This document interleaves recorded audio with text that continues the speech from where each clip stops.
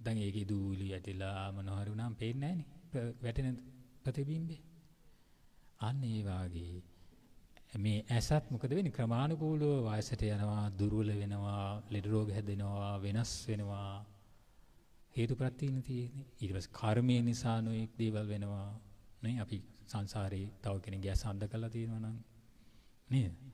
නොඑක් ඉරි දේවල් කරලා තියෙනවා නම් අන්න ඒ කර්මත් වෙනවා. එහෙම වෙනවා නේද?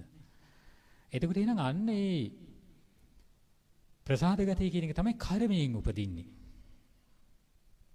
අපි ඉපදිනකොටම ලැබෙන්නේ ඇහැක් කියලා අන්න ඔය ගතිය. සසරේ ඇස් අඳ කරලා තිබ්බොත් එහෙම අන්න ඔය ගතිය ඉපදිනකොටම නැහැ. ඇස් අඳයි. නේද? එතකොට එහෙනම් ඔන්න ඔතන තමයි ඔය ප්‍රතිබිම්බය කියන එක. ඒ ප්‍රසාද ගතියට උප මට්ටමට තමයි රූපය කියන එක ගෝචර වෙන්නේ Tamanට. එතන මේක ටිකක් සියුම්ව තේරුම් ගන්න ඕනේ ඇහැ කියන එක. එහෙනම් ඇහැ කියන එක එහෙනම් නිට්ටියව ස්ථීරව තියෙන ධර්මතාවයක් නෙවෙයි, හේතු යෙදෙනකොට සකස් වෙන ධර්මයක්. කියන එක හොඳට තේරුම් ගන්න ඕනේ. පැහැදිලිද? රූපය කියන්නේත් එහෙමයි. රූපය කියන්නේ Tamanට අන්න ඇහැට ගෝචර වෙනකොට උපදින ධර්මතාවය. දැන් මේ වෙලේ ඔන්න රූප තියෙනවා අපි හිතමු දැන් මිලානෝ වල දැන් ඔය දූම පල්ලි ගාව රූප තියෙනවා. දැන් උපදිනවද අපිට? ඇයි උපදින්නේ නැත්තේ? දැන් අපිට ගෝචර වෙන්නේ නැහැනේ. අපිට හිතලා නිකන් මානසික මේ මැති කියලා ඒ අතීතයේ අරමුණු කරන්න පුළුවන්. ඒක මනෝ විකාරයක් නේ. මනසින් කරන. එතකොට එහෙනම් මේ ඇහැ කියලා කියන්නේ ස්ථීරව නිට්ටියව තියෙන ධර්මතාවයක් නෙවෙයි. අනිත්‍ය ධර්මතාවය. දැන් බුදුරජාණන් වහන්සේ බොහෝ දේශනාවල පෙන්නන්නේ මොකද? ඇස නිට්ටියද අනිත්‍යද අහන්නේ නේ. එතකොට අනිත්‍යයි. අනිත්‍යයි කියලා කියන්නේ මොකද්ද? ඔව් අනිත්‍ය නම් ඒක දුකයි සැපයි දහනවා. දුකයි කියනවා. අනිත්‍ය නම් දුක නම් වෙනස් වෙන ස්වභාවයෙන් යුක්ත නම් ඒක මගේ කියලා මගේ ආත්මය කියලා අසුර කරන්න සුදුසුද කියලා. අන සුදුසු නැහැ කියනවා. ඒතරෙන් අනිත්‍යයි කියලා කියන්නේ නිට්ටය වූ ස්ථීර වූ තියෙන ධර්මතාවයක් පැනවෙන්නේ නැහැ.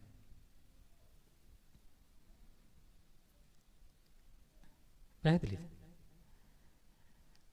ඒතරෙන් ඇහැ කියලා කියන්නේ නිට්ටය වූ ස්ථීර ධර්මතාවයක් තියෙන එකක් නෙවෙයි, හේතු යෙදීමින් උපදින ධර්මතාවයක්. හේතු නැති වෙනකොට නැති වෙලා නිරුද්ධ වෙලා යන ධර්මතාවයක්. රූපය කියන්නේත් එහෙමයි. ඇහැ නැතුව රූප උපදින්නේ නෑ. ඇස් හඳුන කෙනාට රූප ගැන කතාවක් නෑ. ඇස් පේනකන් විතරයි රූප ගැන කතාව තියෙන්නේ. කන් ඇහෙනකන් විතරයි ශබ්ද ගැන කතාව තියෙන්නේ. තේරුණාද? ඒකයි මේ ඇස් වෙනස් වෙලා යන්නේ. ඒත් අපි සාමාන්‍යයෙන් ගත්තාම දැන් මේ අපිට පේන්න තියෙන ඇහැ මේ මසස කියන එකත් වෙනස් වෙලා යන එකනේ. නේද? දැන් පොඩි ගාලා තිබ්බ එක නෙමෙයි දැන් තියෙන්නේ. තව ටිකක් වයසට ගියාම ඒක නෙමෙයි. මේක ඒකල ක්‍රමානුකූලව ගිහින් පොළොවට පස් වෙලා යනවා. බාහිර ලෝකයේ තියෙන මේ පේන්න තියෙන රූපත් මොකද වෙන්නේ? ඒවත් එහෙම වෙනස් වෙලා යනවා.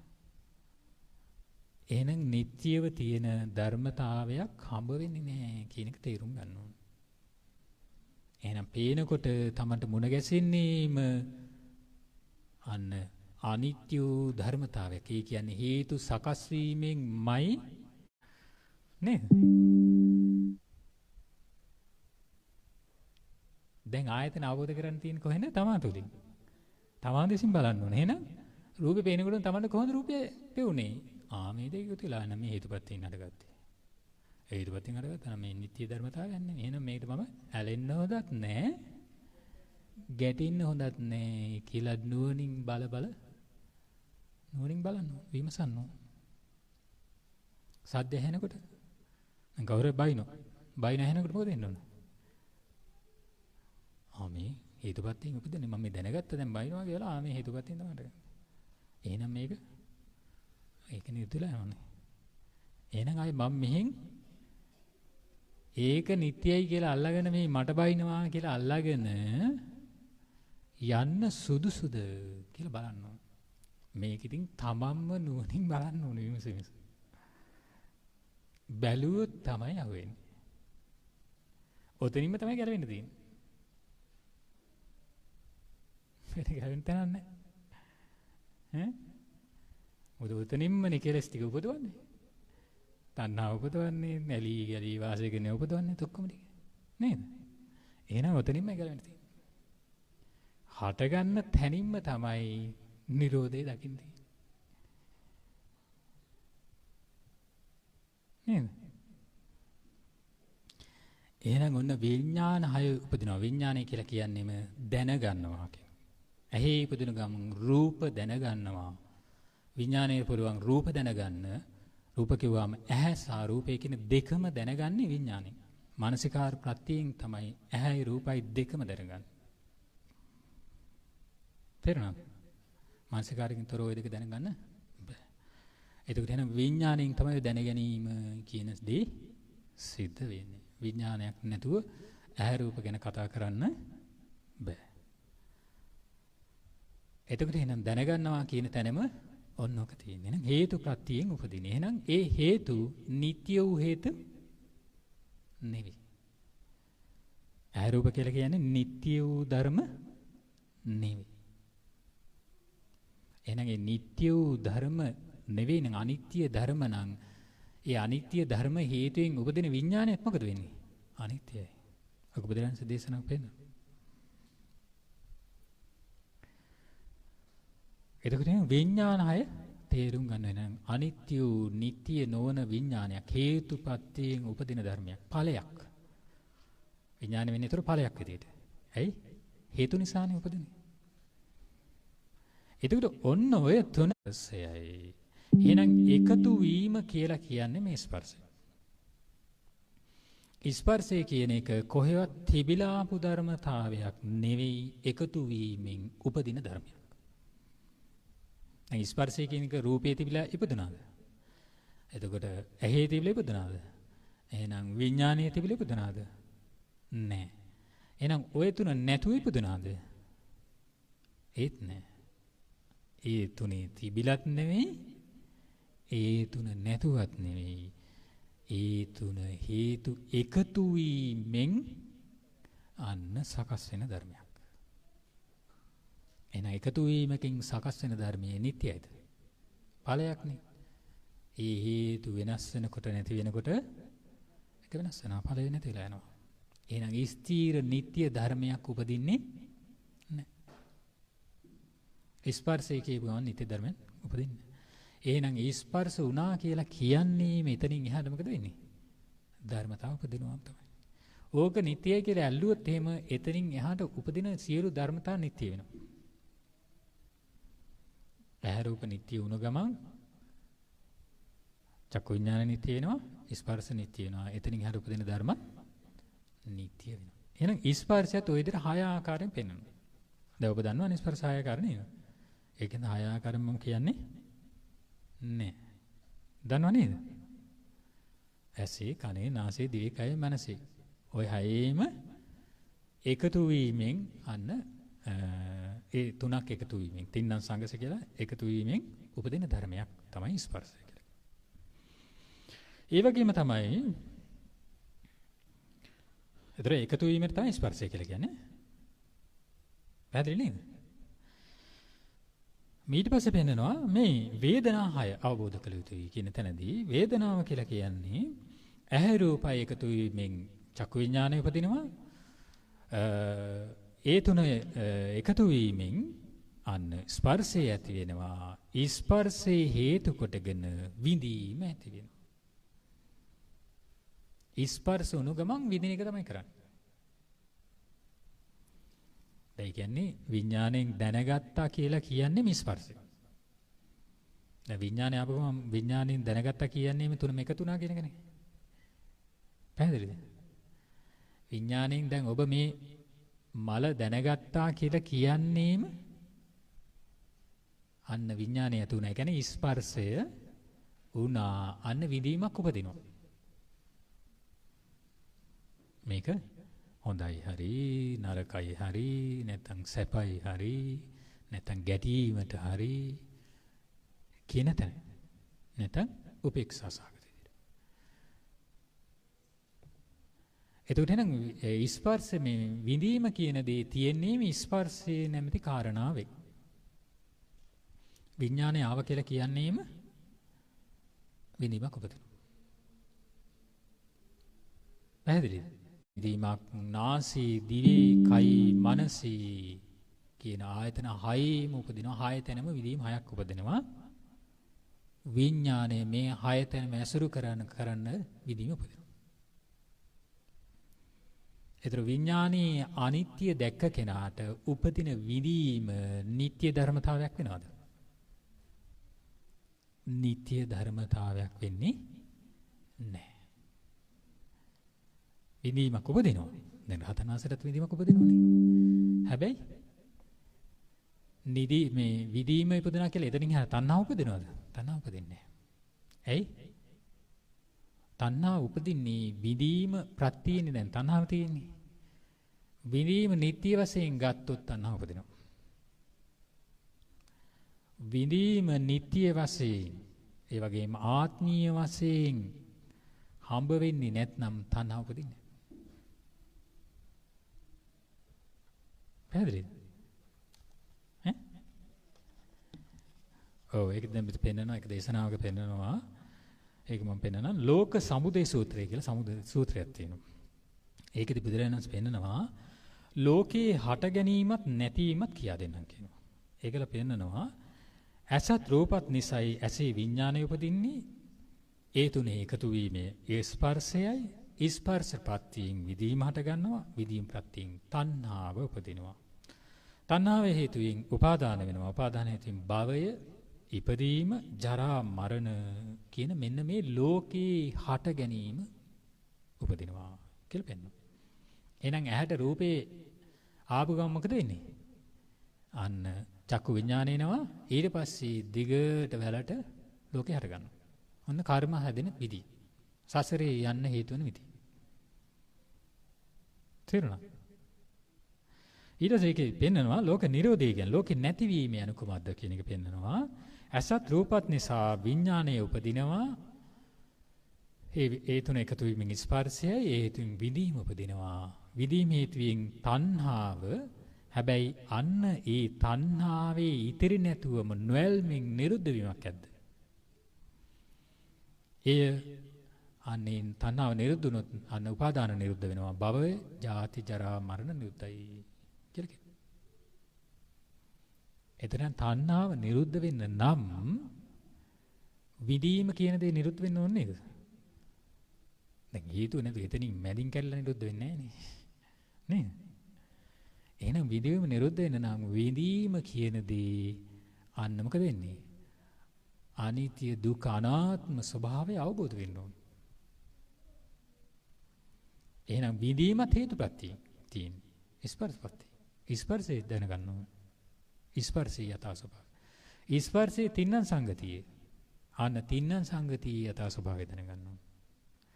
අන්න යථා ස්වභාවය දැනගත්තොත් අන්න විදීමට යනකම් උපදිනවා. හැබැයි නිට්ටය සැප ආත්ම වශයෙන් නෙවෙයි. එතනින් එහාට තණ්හාව උපදින්න ධර්මතාවය යෙදෙන්නේ නැහැ. තේරුණා?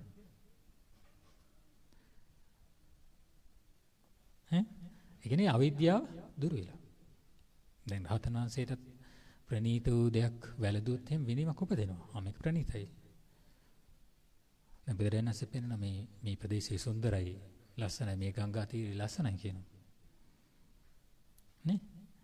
එතකොට ඒකේ මේ ඇහැට පේන දේ තුල එතන යම් වූ ලස්සන ප්‍රියමනාප ස්වභාවයක් ඉපදෙලා නැද්ද? ඉපදෙලා තියෙනවා. හැබැයි අන්න තෘෂ්ණාව උපදින්නේ නැහැ. එයි ඒකේ සත්‍ය අවබෝධ කරලා තියෙන්නේ දැක්කතන. ඒ කියන්නේ නිත්‍ය ධර්මතාවයක් කවදාවත් හම්බ වෙන්නේ නැහැ කියන අවබෝධය තියෙනවා. ඒ කියන්නේ Nirodhe පිළිබඳ අවබෝධය තියෙනවා. හට ගන්න තැනම Nirodhayak තියෙන්නේ, නිරුද්ධ වීමක් තියෙන්නේ කෙනෙක් අවබෝධය තියෙනවා. කියන්නේ සංකතේට කියන්නේ හට ගැනීමකුත් තියෙනවා නැතිවීමකුත් තියෙනවා වෙනස් වෙමින් පැවතීමකුත් තියෙනවානේ සංකතේ. අසංකතේ ගම මොනෝයි හට ගැනීමක් නැහැ නිරුද්ධ වීමක් නැහැ වෙනස් වෙමින් පැවතීමක් නැහැ. හට ගන්න තැනම නිරෝධයක් තමයි මොනකසේ. ඇහැ රූපේ පේනවා. සද්ද එනවා. නේ? ඒතර නම් ගොස් වලින් හඳුනා ගන්නවා.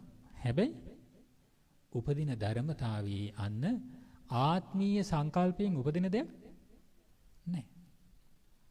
ඒ සංකාරයේම කියන්නේ සකස් වෙන ධර්මයේම තියෙන්නේ අන්න ඉපදිච්ච ධර්මතාවයක්. ඒ කියන්නේ ආත්මීය ධර්මතාවයක් හම්බ වෙන්නේ නැහැ. ඒකයි නිරෝධය කියන්නේ. පැහැදිලිද? මෙතින් ටිකක් සියුම් කාරණා තේරුම් ගන්න ඕනේ ගැඹුරයි. නැත්නම් මේක වැටෙන්නේ. ඒකට තමයි අපිට තේරුම් ගන්න පුළුවන් මේ සක්කාය දිට්ඨිය නිරුද්ධ වෙන්නේ ඔන්න ආත්මීය සංකල්පේ නිරුද්ධ වුණා. ඒ කියන්නේ නිට්ටයයි කියලා ගන්න තැනම ඔය ආත්මීය සංකල්පය එදෙනවා.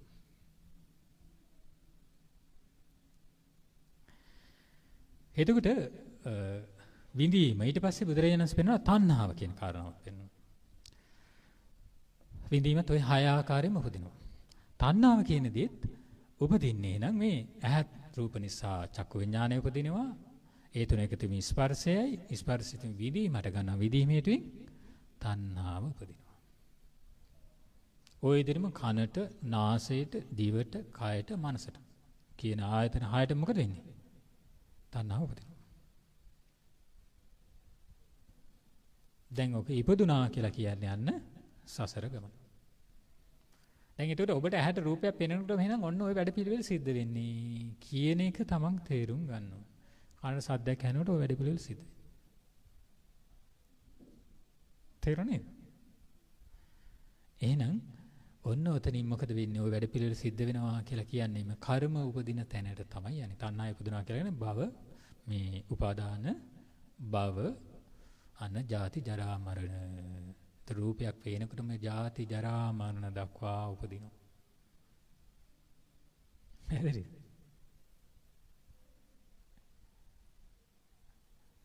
ඒකට එනම් Tamanට හොඳ නුවණක් තියෙන්න ඕන නේද? සිහියක් තියෙන්න ඕන නේද? හා? එහෙම නැතුව පුළුවන්ද? අසීයෙන් කටයුතු කරන්නේ. අහුවෙන්නේ නැහැ එතකොට. නේ? අහුවෙන්නේ නැහැ. එතකොට ඒකයි බුදුරජාණන් වහන්සේ හොඳ සිහි කල්පනාවෙන් යුක්තව සතියෙන් යුක්තව කාය වචනේ සංවරයෙන් යුක්තව වීරියෙන් යුක්තව හොඳ මානසිකාරයකින් යුක්තව වාසය කරන්න. එතකොට ඉන්ද්‍රිය සංවර කරන්න ඕනේ නේ. එහෙම නැත්තම් අහුවෙන්නේ නැහැ. අල්ලන්න බෑ. ඒ කියන්නේ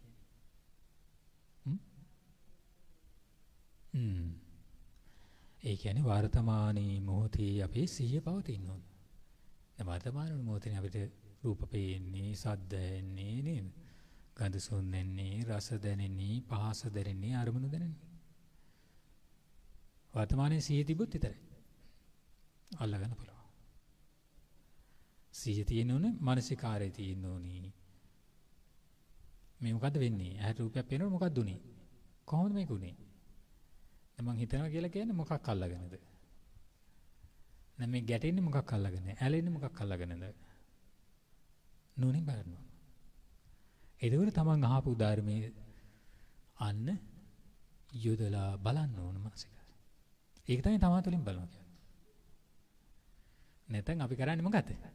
පේන රූපය අල්ලගෙන එහෙම හිතනවා. එහෙම කරන්නේ. ඇහෙන සද්දය අල්ලගෙන අන්න හවල්ගෙන තමයි මේක කිව්වේ කියලා ඉන්නේ. එහෙමද? එහෙමද වෙන්නේ? නැද්ද? නිදිමතයිද? නිදිමත හිටියොත් හරියන්නේ නැහැ. එතකොට එහෙනම් අන්න ඔය විදිහට තමයි එහෙනම් මේ ආයතන 6 තුලම මේ අජ්ජත් බහිද්ද ඊට පස්සේ විඥාන 6 උපදින්නේ, ස්පර්ශ 6 උපදින්නේ, වේදනා 6, තණ්හා 6 උපදින්නේ. එතකොට එහෙනම් ඔන්න ඔය 6 පිළිබඳව ඊට පස්සේ බුදුරජාණන් වහන්සේ දේශනා කරනවා ඇස ආත්මයක් කියලා කවුරු හරි කිව්වොත් ඒ ගැළපෙන කතාවක් නෙවෙයි කියනවා. ඇසේ ඉපදීමක් පේනවා, වෙනසීමක් පේනවා. යම් දෙයක ඉපදීමක්, වෙනසීමක් පේනවා නම් ඒ දේ කෙරෙහි යම් කෙනෙක් මගේ ආත්මය උපදිනවා, මගේ ඒක වෙනසී යනවා කියන දෘෂ්ටියට යනවා.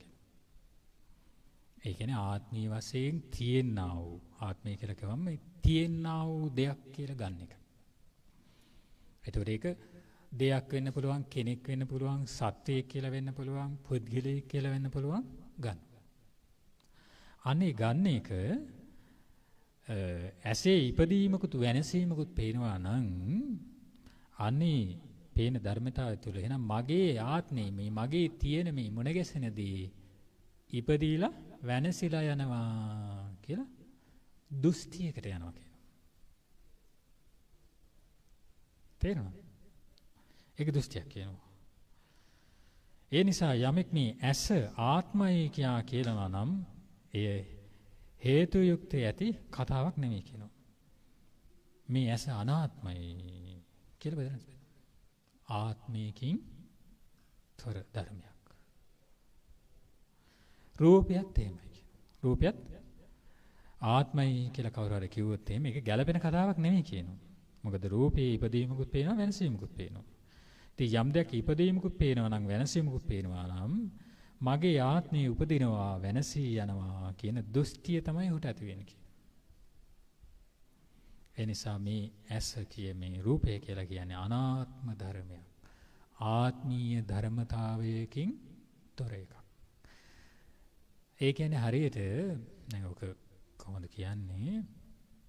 දැන් ඔබට අන මිරිගුව පෙවුනොත් එහෙම මිරිගුව පේන තැන මොනවද ඔබට පේන්නේ? නේ මේ පායන කාලේ මිරිගුව පේනවනේ පාර යනකොට නේ. මිරිගුව දැකලා නැති කෙනෙක් ඉන්නවද? නෑ නේ. කොහොමද දැකලා තියෙනව නේ? ඔව් දැක්කට පස්සේ මොකද්ද පේන්නේ? වතුර තියෙනවා කියලා පේනවා. නේ වතුර වගේ තමයි පේන්නේ. නේ? ඒතර සැබවින්ම එතන වතුර තියෙනවද?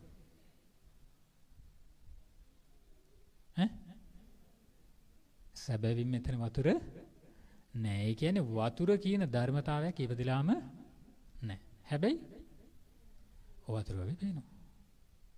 නේ? එතකොට යම් කෙනෙක් හිතුවොත් එහෙම ආවතන වතුර තියෙනවා කියලා මොකද වෙන්නේ? අනේ ඒකට කියනවා නිට්ටය වශයෙන් ගන්නවා කියලා. තියෙනවා කියලා ගන්නවා. දැන් ඒකනේ සත්තු මිරිගු දැක්කම රැවටෙනවා. සත්ත්වෙන් කණ්ණාඩියේ ඉස්සරහ රූපෙත් රැවටෙනවනේ සත්තු. නේද? කණ්ණාඩියේ තිබුත් එහෙම කණ්ණාඩියේ කෙනෙක් ඉන්නවා කියලා රැවටෙනවා නේ. ඒ වගේ මිරිගු දැක්කම වතුර කියලා රැවටෙනවා. රැවටිලා මොකද කරන්නේ? වතුර හොයාගෙන යනවා. හැබැයි වතුර කියලා ධර්මතාවයක් හම්බ වෙන්නේ නැහැ. ඇයි එතන එහෙම ධර්මතාවයක් ඉපදිලාම නැහැ. එහෙනම් එතන නිට්ටය ධර්මතාවයක් තියෙනවද?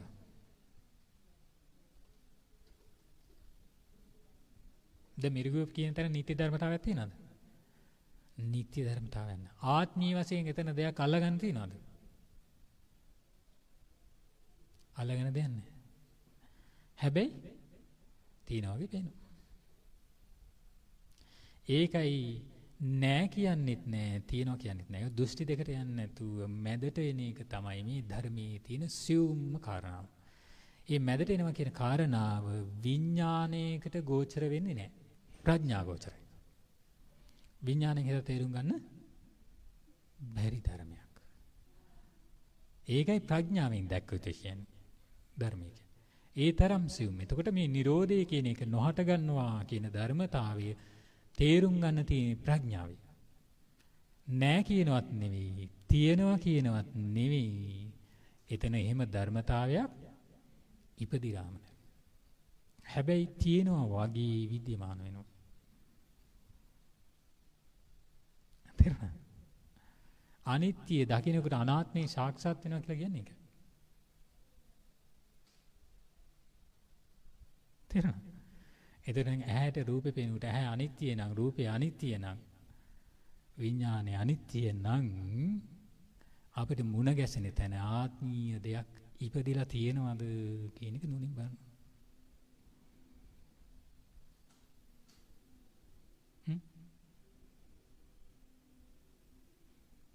නේද? ඒතර මේවා හටගෙන ඒ වෙලේ නැති වෙනවා. හැබැයි හටගන්න දේ තුල ආත්මීය දෙයක් නැහැ. දැන් මිරිගුව කියන එකත් හටගෙන නැති වෙන එකනේ. මිරිගුව කියන එක හැම වෙලෙම තියෙනවද? නැහැ. හටගෙන නැති වෙන එක. හැබැයි හටගත් තැන අන්න ස්ථීර ධර්මතාවයක් ඉපදෙලා නැහැ.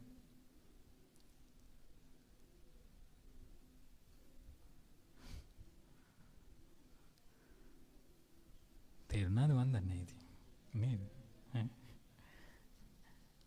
ඔව්. ඒතර විමසලා තේරුම් ගන්න මාසෙ ගන්න ඕන. නැත්නම් මේ ධර්මය අල්ලන්න බෑ. ඒ වගේම බුදුරජාණන් වහන්සේ මේ විදිහට මේ විඥානය ගැනත් කියන විඥානය කියන එකත් ඇසේ විඥානය කියන එකත් ආත්මය කියලා කවුරු හරි කිව්වොත් මේක ගැලපෙන්නේ නැහැ කියනවා. මොකද ඇසේ විඥානය කියන එකේ ඉපදීමකුත් පේනවා නැතිවීමකුත් පේනවා. ඒක නිසා ඒ කවුරු හරි ආත්මය කියලා ගත්තොත් එහෙම එයා හිතනවා මේ මගේ ආත්මය තමයි ඉපදිලා නැති වෙන්නේ කියන දුස්සිත යනවා. එහෙනම් ඇසේ විඥානය කියන්නේ අනාත්ම ධර්මයක් කියනවා. ආත්මීය සංකල්පයෙන් තොරයි.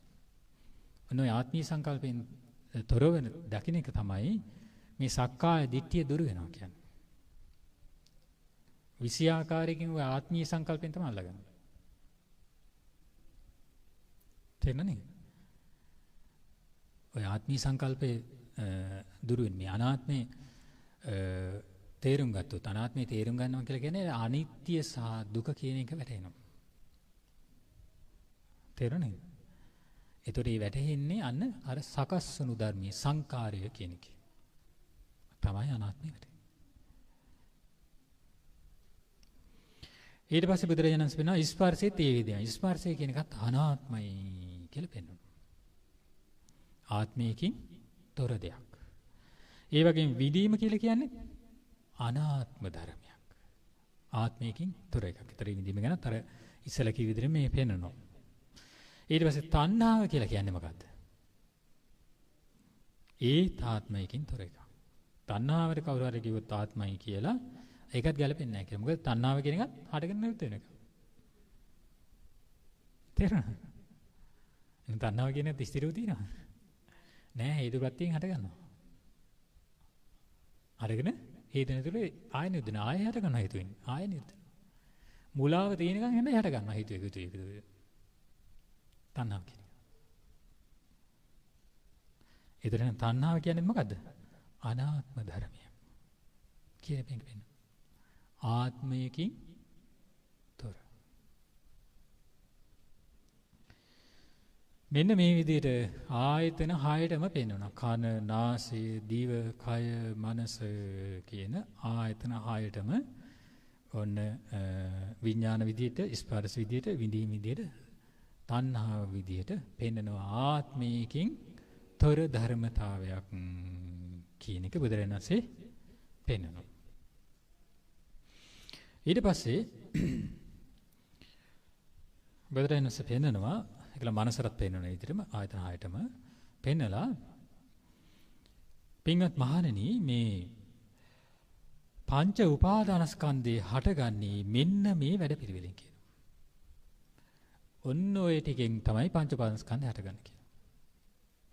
එතන කොහොමද පංච උපාදානස්කන්ධය හටගන්නේ?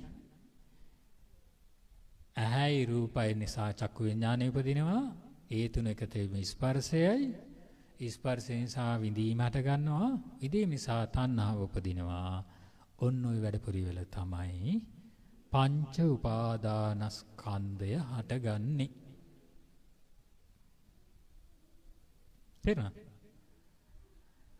විඳීම හටගත්ත දැන් ස්පර්ශපතියෙන් තව ධර්ම හට ගන්නවානේ. විඳීමයි, හඳුනා ගැනීමයි, චේතනාවයි. දැන් මේක දේශනාවක් පෙන්නනවා මේ ඒකෙදි පෙන්නන්නේ ဒုတိယ ද්වය සූත්‍රයේදී පෙන්නනවා බුදුරජාණන් වහන්සේ මෙන්න මෙහෙම පෙන්නනවා. දෙකක් හේතු කරගෙනයි විඥානය හටගන්නේ කියනවා. ඇසත් රූපත් නිසා ඇසේ විඥානය උපදිනවා.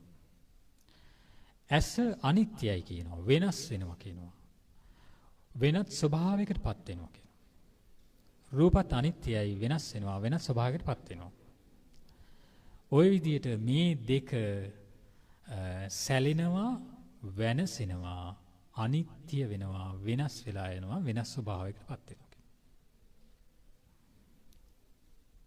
පැහැදිලිද? ඇසයි රූපයි දෙකම එහෙනම් වෙනස් වෙනවා අනිත්‍යයි වෙනම ස්වභාවයකටපත් වෙන ධර්ම. ඒකල පෙන්නනවා අනිත්‍ය වූ හේතුන්ගෙන් උපන් ඇසේ විඥාණය කෙසේනම් නিত্য වන්නද කියලා. අනිත්‍ය වූ හේතුන්ගෙන් උපන් ඇසේ විඥාණය කෙසේනම් නিত্য වන්නද? ඇසේ විඥාණය අනිත්‍යයි වෙනස් වෙනවා අන්‍ය ස්වභාවයකටපත් වෙනවා. ඒ විඥාණයෙන් ස්පර්ශ වෙනවා. ස්පර්ශ හේතුයෙන් විඳීම හට ගන්නවා. හඳුනා ගැනීම හට ගන්නවා. චේතනා පහළ කිරීම වෙනවා. මෙන්න මේ දේවලුත් අනිත්‍ය වෙලා යන ධර්ම, වෙනස් වෙලා යන ධර්ම, අන්‍ය ස්වභාවයකටපත් වෙන ධර්ම කියලා පෙන්නනවා. මේ ဒုတိယ දේව සූත්‍රය. එතන ස්පර්ශ වෙන ගම වේදනා හඳුනා ගැනීම චේතනාව කියන ධර්ම උපදින ස්පර්ශය. ඒතර එනම් ඔය නාම රූප කියන ධර්ම නිසා විඥානය උපදින. එන උපාදාන ස්කන්ධ පහ කියලා කියන්නේ. එහෙනම් විදීම හටගත්තා කියලා කියන්නේ මේ තණ්හාවනේ. එහෙනම් ඔතන උපාදාන ස්කන්ධ පහට ගන්නවා. ඒක තමයි තණ්හාව වේදිලා උපාදාන වේදිලා තියෙන්නේ. උපාදාන ස්කන්ධ වෙලා තියෙන්නේ. තණ්හාවයි උපාදානයි යෙදෙන ගම උපාදාන ස්කන්ධ.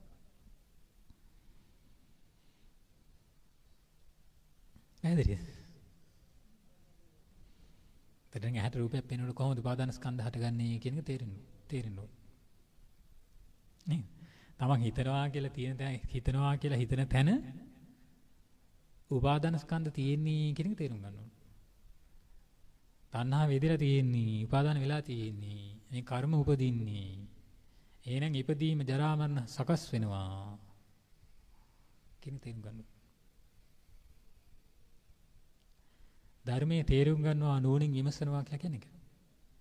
ඒකට තමයි Tamanට ඇහැ රූපයක් පේනකොට මොකද්ද වෙන්නේ කියන එක විමසලා බලන්න පුළුවන් ඉන්නේ. නැත්නම් දන්නේ නැහැ රූපයක් පේනවා ගානක් නැහැ. නේ? එහෙම නේද? කනට සද්ද ඇහෙන ගානක් නැහැ. ආයලෙනවා ඒක ගැටිගෙන යනවා. එහෙම නේද? ඒක හැබැයි ඉගෙන ගන්න ඕනේ නැත්තම් මේකෙන් ගැලවෙන්න බෑ ඉතින්. මෙහෙම දන්නේ නැතුව කොහොමද ගැලවෙන්නේ? ඒකල බුදුරජාණන් පෙන්නනවා හටගන්නේ මෙන්න මේ විදිහට කියලා පෙන්නනවා. මේ පංච උපාදානස්කන්ධ හටගන්නේ මේ වැඩ පිළිවෙල නිසායි.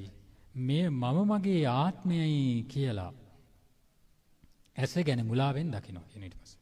ඔන්න වැඩ පිළිවෙල නිසා මම මගේ ආත්මය කියලා ඇස ගැන මුලාවෙන් දකිනවා. මම මගේ ආත්මය කියලා රූප ගැන මුලාවෙන් දකිනවා. මම මගේ ආත්මය කියලා විඥාණය ගැන මුලාවෙන් දකිනවා. මම මගේ ආත්මය කියලා ස්පර්ශය ගැන මුලාවෙන් දකිනවා.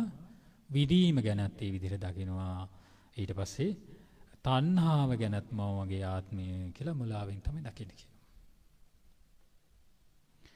මේ විදිහට පෙන්නනවා ආයතන 6ටම පෙන්නනවා. කනට, නාසයට, දිවට, කයට, මනසට කියන ආයතන 6ට මේ උපාදානස්කන්ධ පහට ගන්නවා. ඒක මේ ඇහැ රූප චක්කු විඥාන ආදී මම මගේ ආත්මීය වශයෙන් මුලාවෙන් දකිනවා. නිට්ටය වශයෙන් ගත්ත ගම මම මගේ කියලාමයි මුලාවෙන් ඇසුරු කරන්නේ. අනිත්‍ය ධර්මතාවයේ වැටහෙන කම්ම නිරෝධයේ වැටහුනොත් තමයි අනිත්‍ය ධර්මතාවය වැටහෙන්නේ. ඒක වැටහෙන කම්ම මම මගේ කියන එක එදෙනවා. එතන අනිත්‍ය ධර්මතාවය වැටහුනොත් තමයි මේ මමත්වයෙන් ඇසුරු කරන්න අන්න නිත්‍ය දෙයක් හම්බ වෙන්නේ නැහැ. නිත්‍ය රූපයක්, ඇහක්, දැනගැනීමක්, විඳීමක් හම්බ වෙන්නේ නැහැ. අන්න තෘෂ්ණා කරන්න හම්බ වෙන්නේ නැහැ. බුදුරජාණන් වහන්සේ ඊට පස්සේ පංච උපාදානස්කන්ධේ නිරුද්ධ වන්නේ මෙන්න මෙහිමයි කියනවා. ඒකල පෙන්නනවා මේ මම නොවේ, මගේ නොවේ, මගේ ආත්මේ නොවේ කියලා ඇස ගැන නුවණින් දකින්න. අන්න නුවණින් දකින්න නම් නිකන් අපි මානසිකාරය කිරීම අන්ත කරන්න ඕනේ. මේ ඇස බව නොයි, මගේ නෙවෙයි, මගේ ආත්මෙ නෙවෙයි කියලා. මානසිකාරය කිරීම නිකන් එතකොට මම මේක මගේ නෙවෙයි කියලා මානසිකාරය කරනවා. ඒක තමයි මානසිකාරය. මම කියලා මගේ ඇහැ තියෙනවා. මගේ ඇහැ මම නෙවෙයි කියලා මානසිකාරය කරනවා. එතකොට ඒකේ මම නැති වෙන්නේ නැහැ. මම ඉඳගෙන මම නැහැ කියලා හිතනවා. කියන එක තමයි ඒක වෙන්නේ.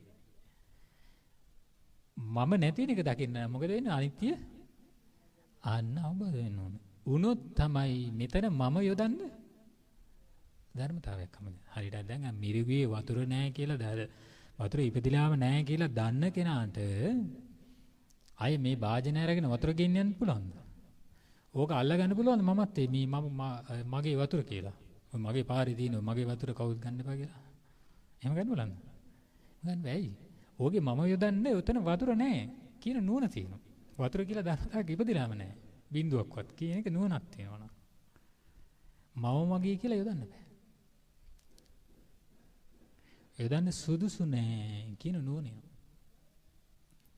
ඒ වගේ තමයි ඇහැ රූපයි චක්කු විඥානයි කියන තැන අන්න නුවණින් තේරුම් ගත්තොත් මේවා හේතු ප්‍රත්‍යයෙන් සකස් වෙන ධර්ම හේතු නැතුව නිරුද්ධ වෙන ධර්ම. හැබැයි උපදින ධර්මතාවය තුල අන්න ස්ථීර දෙයක් පැනවිලාම නැහැ කියලා නුවණින් දකින්න. විමසීමෙන් බලන්න ඕන තමන්ට. රූප පේනකොට. නැත්නම් අපි කෙලින්ම දැන් කරන්නේ එළියට බහැලා එළියේ රූපේ ඇසුරු කරන එක තමයි කරන්නේ. තමන්ගේ දේශ නෙමෙයි බලන්නේ. තමන්ගේ පැත්ත හැරලා බලනවා. මෙහි බලනවා. නැත්නම් අල්ලන්න බෑ. තමා තුළනේ දකින්න ඕනේ.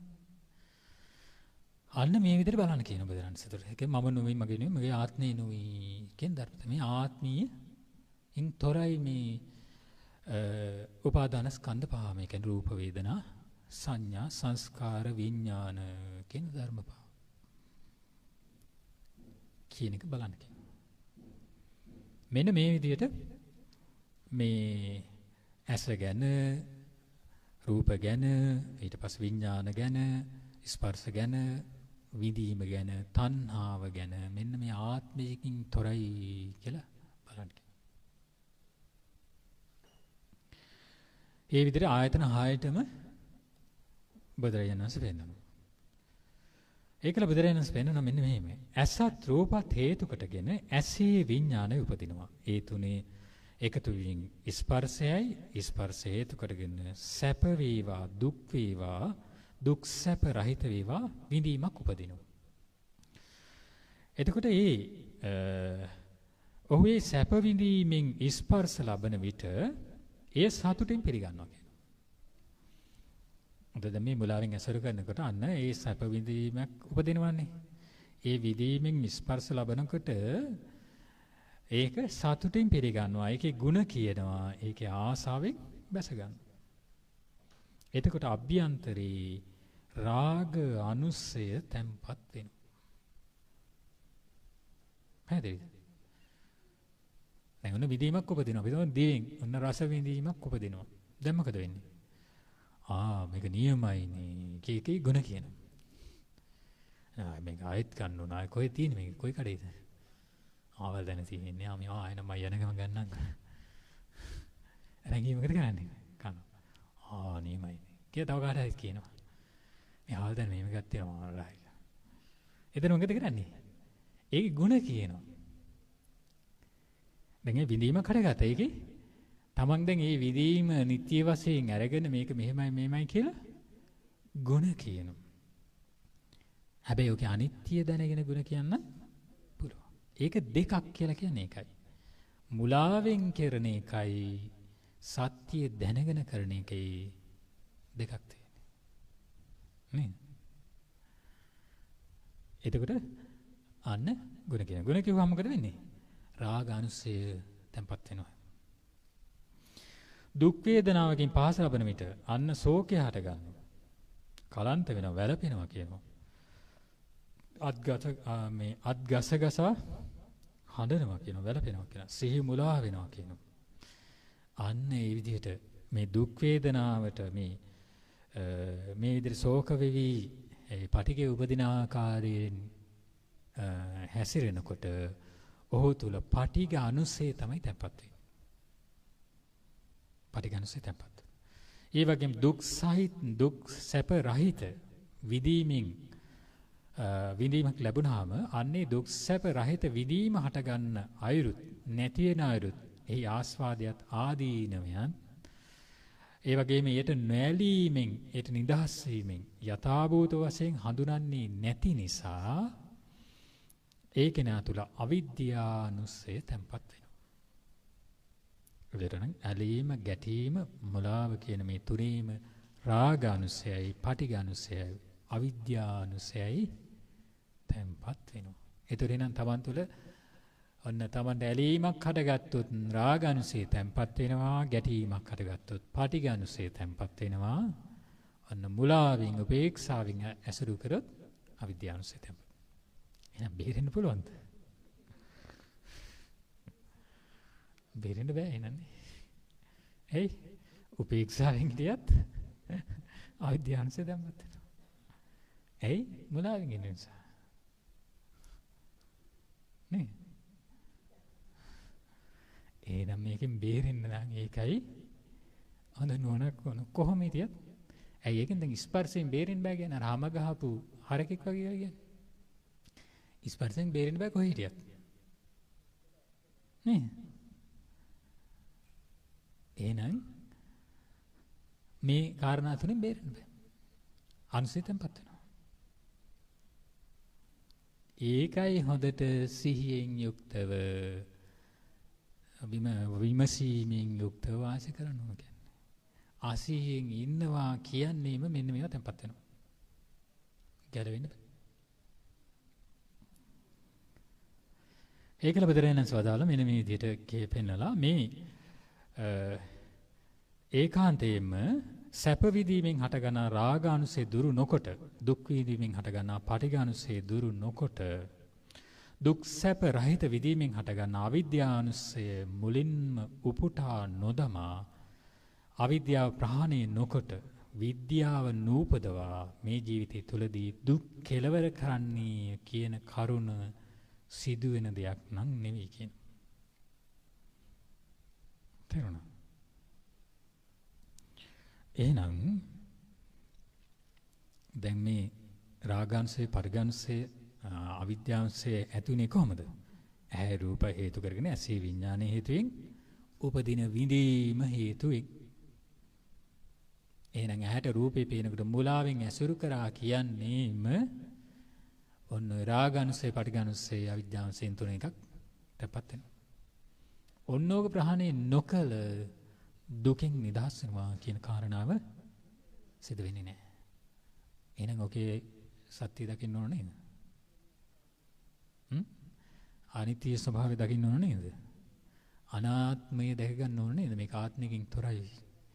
මේක හටගෙන නිරුද්ධ වෙන ධර්මතාවයක් මේකේ අල්ලගන්න ධර්මතාවයක් උපදින්නෙම නැහැ කියන නුවණ ආවොත් පමණයි ඔන්න රාගානුසයයි, පටිඝානුසයයි, අවිද්‍යානුසයයි තැන්පත් වෙන්නේ. ඔන්න ඔය විදිහට දැන් ඇහැ ගැන කිව්වේ කන, නාසය, දිවකය, මනස ගැන පෙන්නලා බුදුරජාණන් පෙන්නනවා. ඊට පස්සේ මේ ඇසත් රූපත් හේතු කොටගෙන ඇසේ විඥානය උපදිනවා. ඒ තුනේ එකතු වීම ස්පර්ශයයි. ස්පර්ශ හේතු කොටගෙන සැප වේවා, දුක් වේවා, දුක් සැප රහිත වේවා විඳීමක් උපදිනවා. එතකොට ඔහු ඒ සැප විඳීමෙන් ස්පර්ශ ලබන විට සතුටින් පිළිගන්නේ නැහැ කියනවා. ඒ ගුණ කියන්නේත් නැහැ. ඒ ආසාවෙන් බැසගන්නෙත් නැහැ. එතකොට අභ්‍යන්තරේ රාගංශය තප්පත් වෙන්නේ නැහැ කියනවා. සතුටින් පිළිගන්නේ නැත්තේ ඇයි? අන්න සත්‍ය දැක්කොත් සතුටින් පිළිගන්න ධර්මතාවයක් අන්න නීති ඇහැක් හරි රූපයක් හරි හම්බ වෙන්නේ. නීති දෙයක් හම්බුනොත් තමයි සතුටින් පිළිගන්නේ. මේක තේරුම් ගන්නවා කියන එක ඉතාසියුම් මේක ගැඹුරු පරියායක් කියන එක. නිත්‍ය දෙයක් හම්බුනොත් මොකද වෙන්නේ? ಗುಣ කියනවාම තමයි. නැත්තම් පාටිගේ හදා ගන්නවාම තමයි. නැත්තම් මුලාවෙන් අසුර කරනවා. හරිද? එක නිට්ටය හැක් නැත්තම් නිට්ටය රූපයක්. හරිද? එහෙනම් අන්න ඔය හට ගන්නකොට ඇහැ රූපේ පේනකොටම මේ සකස් වීම මේ දැන ගැනීම අන්න ආත්මීය ධර්මතාවයක් සකස් නොවුණා කියන නුවණින් ඕන. ඒ කියන්නේ ස්ථීර තියෙන දෙයක් සකස් නොවුන. ඒතකොට මේ එළියේ තියෙන සතර මහා ධාතු නැහැ කියන එකවත් තියෙනවා කියන එකවත් නෙවෙයි මේ. ඇහැ රූපය චක්කු විඥානය මේ කතාව තියෙන්නේ. ඇහැ රූපය චක්කු නැහැ රූප කියව ගන්න නැත්නම් එළියට බහ ගන්නවා. සතර මහා ධාතුව නැහැ කියන කතාවකුත් නෙමෙයි. සතර මහා ධාතුව නැතුව අපේ රූපයක් ගෝචර වෙන්නේ නැහැ නේ. ඇහැට රූපයක් එන්නේ නැහැ නේද? ඒ හේතුවෙන් තමයි රූපේ ඇහැටපත් වෙන්නේ. එතකොට මේ ඇහැ රූප චක්කු විඥාන කියන තැන තමයි අන්න අනිත්‍ය ස්වභාවය සහ ආත්මයකින් තොරයි කියන එක තේරුම් ගන්නවා. මේ තමාදේශ. එදී තියෙන එක හොඳ නරක එක හොයන්නේ නැහැ. පැහැදිලිද? දැන් කණ්ණාඩි ඉස්සරහින් රූපයත් මේ වස්තුවක් තිබ්බොත් සතර මහා ධාතුවක් ඒකේ ප්‍රතිබිම්බ වැටෙනවනේ. ඒ ප්‍රතිබිම්බේ කොහෙද තියෙන්නේ? කණ්ණාඩි. අපි අර හේතුන් ඉපදුනේ. නමුත් කණ්ණාඩි සකස්. කණ්ණාඩි විවිධත්වය යනවා ඒක ප්‍රතිබිම්බී විවිධත්වයක් වෙනස් වෙනවා. නේ? කණ්ණාඩි වෙනස් වෙනකොට ප්‍රතිබිම්බය වෙනස් වෙනවා. එතකොට අන්න බලන්නේ කණ්ණාඩියේ හටගත් රූපේ එතන.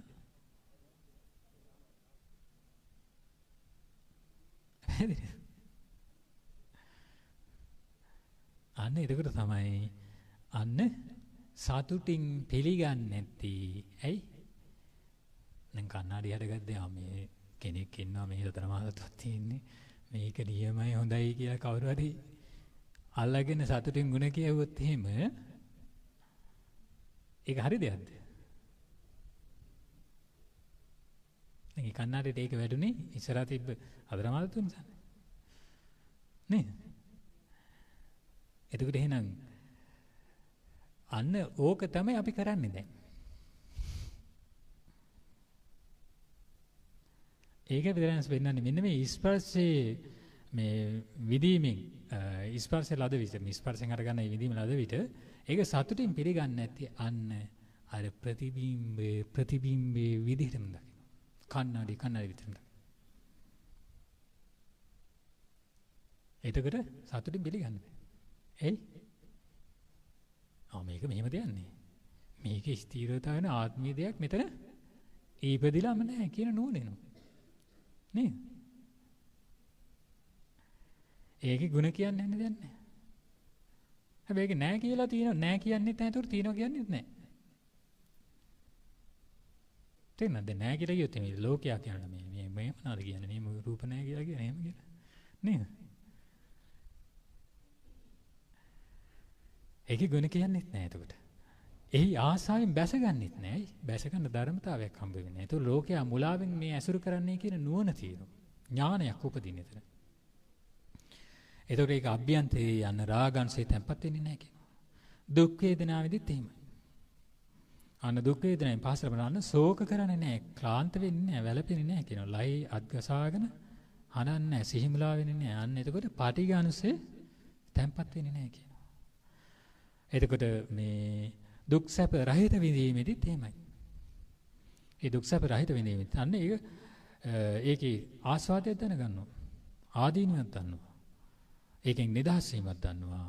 අන්න ඒක යථාභූත වශයෙන් හඳුනාගත්ත නිසා අවිද්‍යා අනුසේ තැම්පත් වෙන්නේ නැහැ. තේරුණා? එතකොට මේ උපේක්ෂා වෙන තැන මේ හටගත්ත තැන අන්න ධර්මතාවයක් නිත්‍ය ධර්මතාවයක් පැනවෙන්නේ නැහැ කියලා නෝන තියෙනවා. එතකොට අන්න ওই විදිහට මේ රාගංශේ පටිඝංශේ තැම්පත් වෙන්නේ නැහැ කියලා බුදුරජාණන් පෙන්නනවා.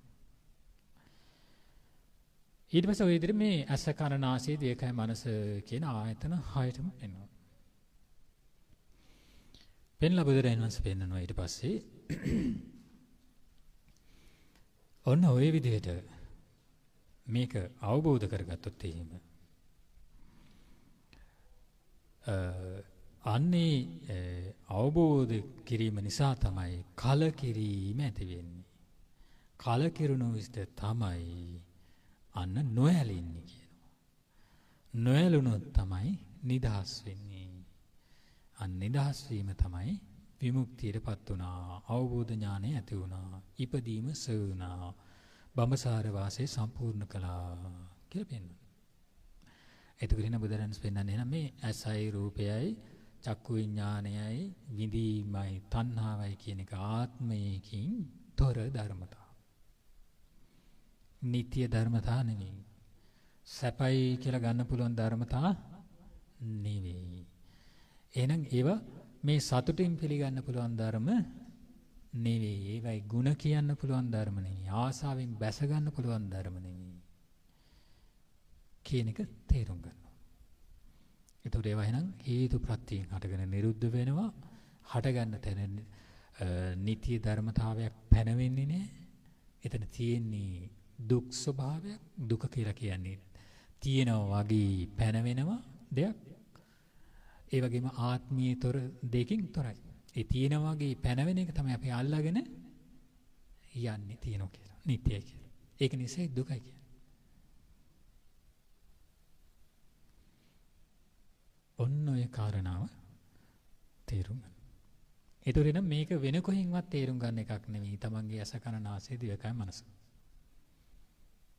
ඔය ටිකෙන් තේරුම් ගන්න තියෙන්නේ, දකින්න තියෙන්නේ, ප්‍රඥාවෙන් අවබෝධ කරගන්න තියෙන්නේ.